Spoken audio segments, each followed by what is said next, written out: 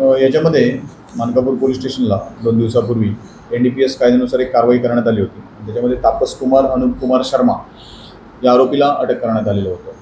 आता तपासामध्ये यांनी MD powder जी आहे, ड्रग्ज जे आहे ते कुठून आणलं याबाबत तपास केला असता रोहित महादेव ठाकूर हा 26 वर्षाचा व्यक्ती आहे. तहसील पोलीस स्टेशनच्या हद्दीत राहतो, गार्ड लाईन बंगलाजवळ. याने याच्याकडून MD पावडर घेतल्याचं तापस कुमारनं सांगितलं होतं.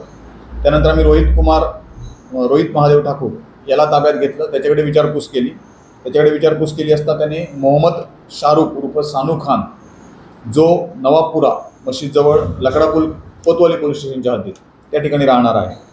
आता जो गुन्हा मानकापूर पोलीस स्टेशन दाखल आहे त्याच्यामध्ये जे काही MD पावडर जप्त करण्यात आलेले आहेत त्यासाठीचे जे पैशाचे व्यवहार आहेत हे तापस कुमार शर्माच्या फोनपेवरून रोहित ठाकूरच्या फोनपेवरून मोहम्मद शाहरुख जो आहे त्याच्या संबंधित एका व्यक्तीच्या अकाउंटवर पैसे गेल्याचे दिसून येत आहे.